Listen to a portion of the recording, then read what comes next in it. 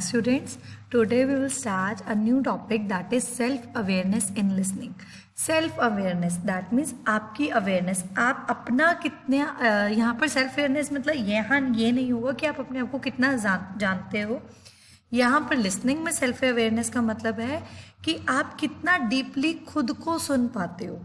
सामने वाले को जितना डीपली आप सुनना चाहते हो उससे कितना ज़्यादा आप डीपली खुद को सुन पाते हो, आप अपने कितने थॉट्स को सुन पाते हो. ठीक है, आप अपना कितना अपने आप को एनालाइज कर पाते हो.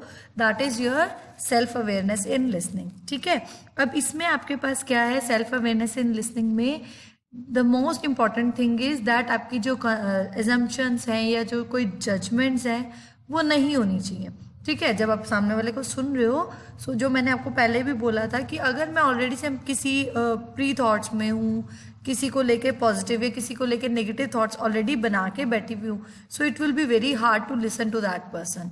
ठीक है, so self awareness facilitates a listening which does not contain any kind of assumption or judgment, consequently forming an effective communication. तो वही आपके पास कि सेल्फ अवेयरनेस फैसिलिटेट करती है, मतलब सुविधा देती है किसको, एक ऐसी लिसनिंग जिसमें कोई भी एजम्पशंस या जजमेंट्स नहीं होते और इसकी कॉन्सिक्वेंटली मतलब इसका रिजल्ट क्या होता है हमें कि एक इफेक्टिव कम्युनिकेशन होती है. It is important to know how to deeply listen ourselves before listening deeply to others. ये बहुत इंपॉर्टेंट है कि हम अपने आप को कितना सुन सकते हैं. The frame of reference of others can be understood by using self-awareness. जो frame of reference है दूसरे का जो कि वो उसको हम कैसे जज कर पाएंगे या उसको कैसे सुन पाएंगे, सिर्फ ये तब हम समझ सकते हैं जब हम खुद को पहले अंडरस्टूड कर पाएंगे. ठीक है, जब हमारी खुद की पहले सेल्फ अवेयरनेस होगी. Deep listening is quite transformative in nature, but for this transformation to happen it is important that self awareness must be generated. Obviously जब तक आपके अंदर से सेल्फ अवेयरनेस जागरूक ही नहीं होगी, जब तक वो जनरेट ही नहीं होगी, तो आप डीप लिसनिंग कर ही नहीं पाओगे. और जब तक लिसनिंग नहीं कर पाओगे तो वो ट्रांसफॉर्मेटिव होगी ही नहीं, कोई एक नई ट्रांसफॉर्मेशन हो ही नहीं पाएगी. ठीक है, तो अगर आपको कोई भी चेंज करना है, like you want to transform something, then it is necessary कि वो चेंज जनरेट तो हो अंदर से, वो चीज़ अंदर से जनरेट तो होनी चाहिए. In order to have effective communication with others, it is essential to have effective communication with ourselves. हम खुद से बातचीत करें, हम खुद को सुन पाए. मोस्ट ऑफ द टाइम ये होता है कि आपके पास हमारा दिल कुछ और कह रहा होता है, हमारा दिमाग कुछ और कह रहा होता है, हम बहुत मुश्किल जज नहीं कर पाते हैं कि व्हाट टू डू. समटाइम्स ऐसी सिचुएशन आती है when we are in a big confusion, तो उस टाइम पे आपका बहुत ज़रूरी है कि आप अपने आप को सुन पाओ, अपने मन की आवाज़ को सुन पाओ. In simple words, in order to inculcate good listening skill, it is vital to understand the various filters which form our own communication style. ये जो filters हैं इनको अंडरस्टैंड करना. ठीक है, उस दिन भी हमने पढ़ा था फिल्टर्स के बारे में. The quality of people's listening is deeply affected by their past experiences. जो मैंने पहले भी बताया है कि जो आपकी लिसनिंग है वो बहुत ज़्यादा अफेक्ट होती है आपके पास्ट एक्सपीरियंसेस से, वैल्यूज से, जिस भी आप धर्म कर्म को मानते हो, एजम्पशंस हैं, जो आपके बिलीव्स हैं, जो प्रीजुडिसेस हैं, इन सब से बहुत ज़्यादा अफेक्ट होती है. ठीक है, when a person listens to someone he she starts analysing it, when which then activates the hidden judgements and emotional reactions of the person. जब भी हम कुछ सुन रहे होते हैं, जैसे आप भी अब मेरा लेक्चर सुन रहे होंगे, तो आपको लाइक किसी और ने पहले कोई और डेफिनेशन पढ़ाई होगी.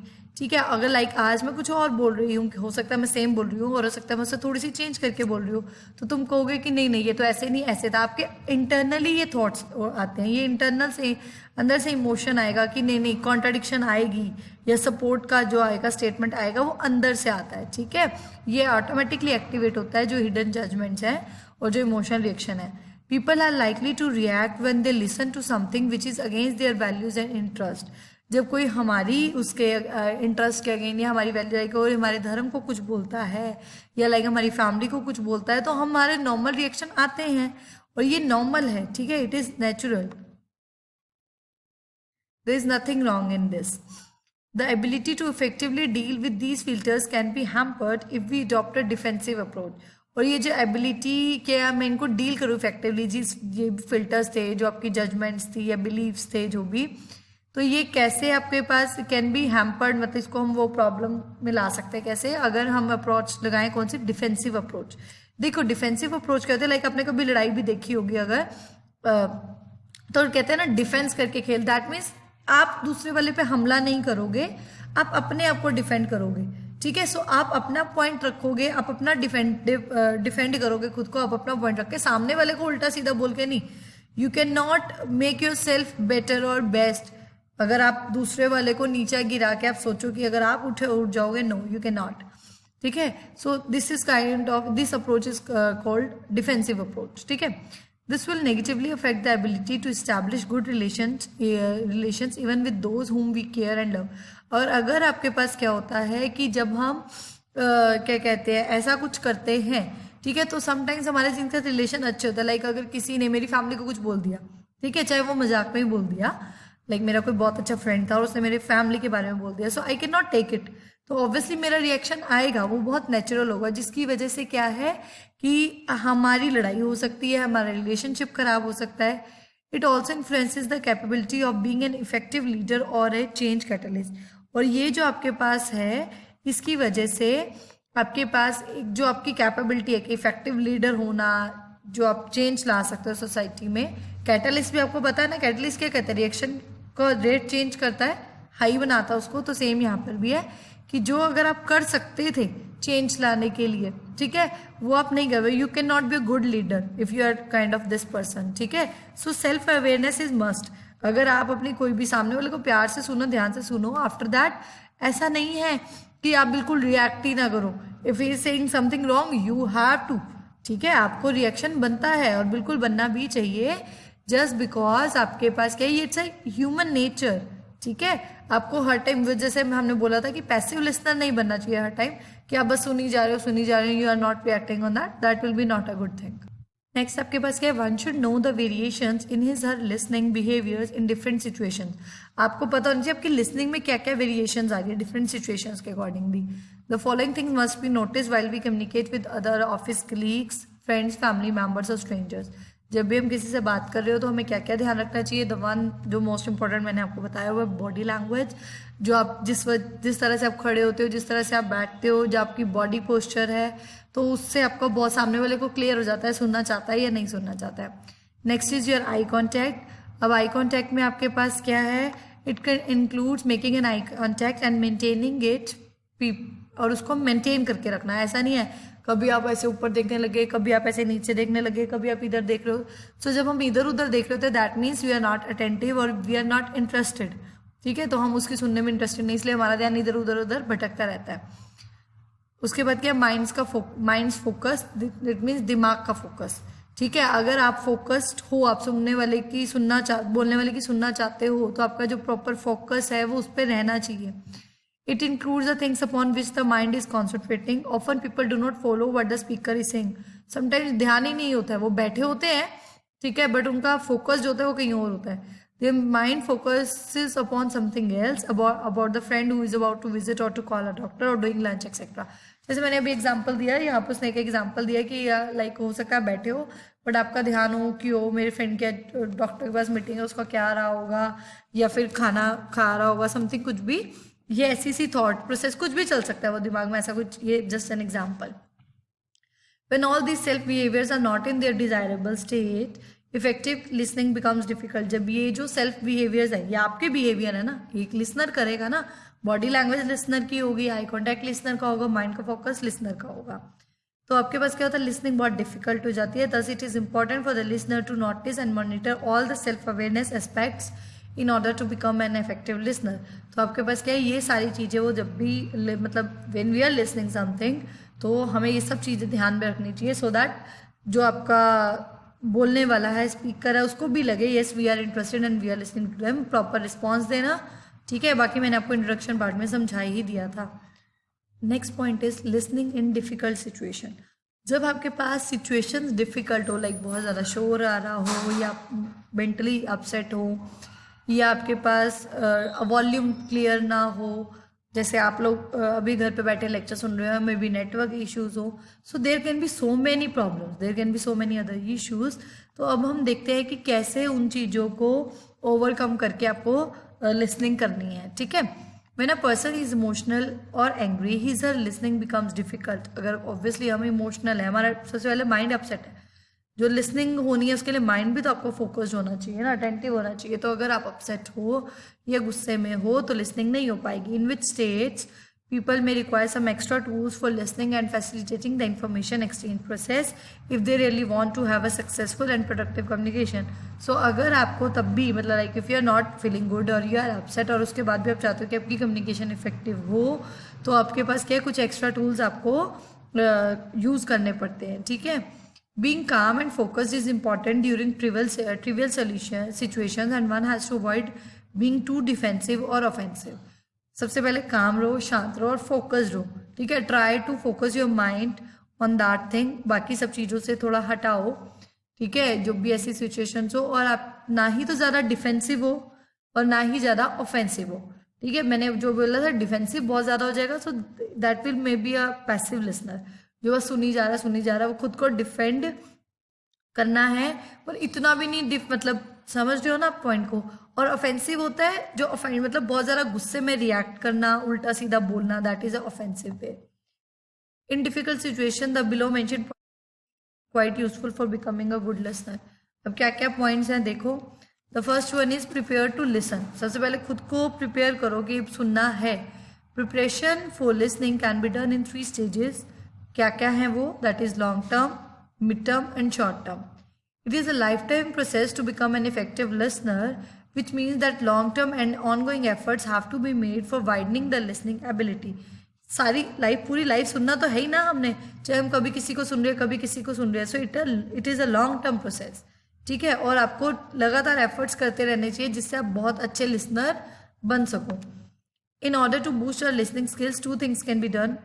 Practising listening to uneasy and complex materials. आप ऐसी चीज़ों को सुनो जो कॉम्प्लेक्स हो, जो अनईजी हो, and concentrating on the speaker. जब आप मुश्किल चीज़ें सुनोगे, जैसे मैंने प्रैक्टिकल में हम आपको करवाएंगे कि आइल्स का कोई भी लिसनिंग वो टेस्ट दे दिया, सो एट दैट टाइम पे क्या है वो इंग्लिश में होता है टोटली A to Z, और आप में से बहुत सारे लोगों की इंग्लिश इतनी वो नहीं होती फ्लुएंट, तो आप लोगों को नहीं समझ में आता.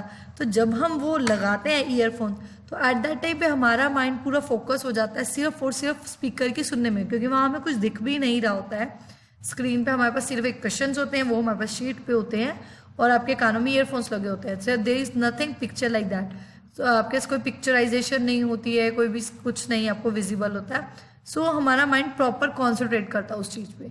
ठीक है. सो जब हम कॉम्प्लेक्स चीज़ सुनेंगे कोई भी, तो हमारा माइंड ऑलरेडी फोकस्ड होगा, और तब हम ज़्यादा से ज़्यादा ध्यान लगा पाएंगे, तो ज़्यादा से ज़्यादा सुन पाएंगे कॉन्टेंट को. ठीक है. तो मेन थिंग इज कि आप कॉन्सेंट्रेट करो कि वो क्या बोल रहा है. Adjust to the situation. जैसी भी सिचुएशन हो, ट्राई करो कि आप एडजस्ट कर पाओ. Each listening situation is different from the other. There will always be some changes in the speakers और द मैसेजेस.